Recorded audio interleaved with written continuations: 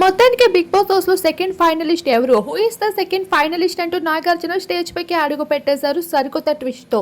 ఇప్పుడు నా ముందు అయితే ఫస్ట్ ఫైనలిస్ట్ గా అవినాష్ నిల్చొని ఉంటే, మరి సెకండ్ ఫైనలిస్ట్ ఎవరు అవ్వబోతున్నారు అనే విషయం నేను డిసైడ్ చేస్తా. అది కూడా నేను ఇవ్వబోతున్న టాస్క్ లో ఎవరు బాగా పర్ఫామ్ చేస్తారా అంటూ బిగ్ బాస్ సరికొత్త ట్విస్ట్ ఇచ్చడం జరిగింది. అది కూడా ఎంతో తెలివిగా గౌతమ్ నిఖిల్ మంచి టాప్ పొజిషన్ లో ఉండి మంచి ఓటింగ్ తో దూసుకుపోతున్న వీరిద్దరికి మాత్రమే అవకాశం ఇవ్వడం జరిగింది. ఆల్రెడీ వీరిద్దరు టాప్ 5 లో ఉంటారు కాబట్టి ఈ భాగంగానే వీరిద్దరికి మాత్రమే టాస్క్ ఇవ్వబోతున్నానని చెప్పడం జరిగింది. ఆ టాస్క్ లో నిఖిల్ అయితే ఎంతో సక్సెస్ఫుల్ గా విజయం సాధించాడు మైండ్ గేమ్ తో.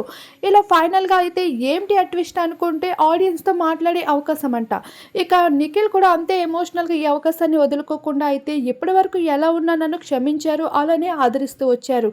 ఇకపైన మాత్రం ఖచ్చితంగా మిమ్మల్ని ఎంటర్టైన్ చేయడానికే ఉన్నా. ఈ 2 వారాలు మాత్రం నిఖిల్ అంటే మీరు, మీరంటే నేను అన్నట్లుగానే ఉంటా అంటూ ఆడియన్స్ కి మంచిగా అయితే తన అభిప్రాయాన్ని షేర్ చేసుకుంటూ, నిఖిల్ అయితే విన్నర్ అవ్వే తీరుతాడు, మీరు కూడా ఓటింగ్ ఆపకండి అంటూ తేల్చి చెప్పేస్తూ వచ్చేసాడు నాగమామ ముందే నిఖిల్.